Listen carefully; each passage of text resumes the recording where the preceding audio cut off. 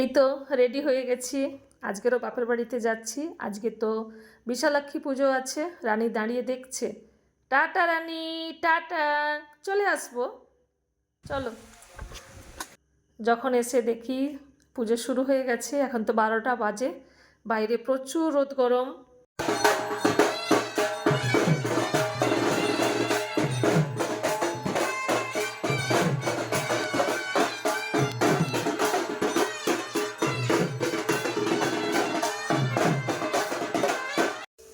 বিকেলে এই যে মায়েরা সবাই মিলে এখানে সবজি কাটছে রাত্রের জন্য।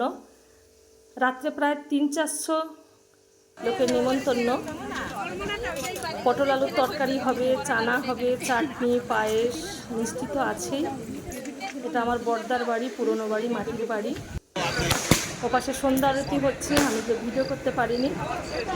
ওপাশে এই যে হাওয়াই ছাড়ছে।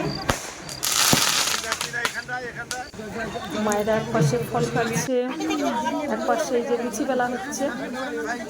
গতকালের মতো জোরে হাওয়া দিচ্ছে।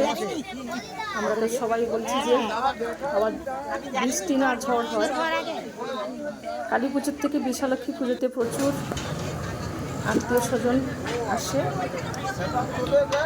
আমরা খাওয়া দাওয়া করে বেরিয়ে যাব। সবার সঙ্গে দেখা করে আমরা বেরিয়েও পড়েছি। এসে এখানে রেলগেটে আটকে গেছি, কারণ ট্রেন আসছে শিয়ালদা থেকে, নামখানা ট্রেন। আজ এ পর্যন্তই, আবার পরের ভিডিওতে দেখা হবে। সবাইকে গুড নাইট।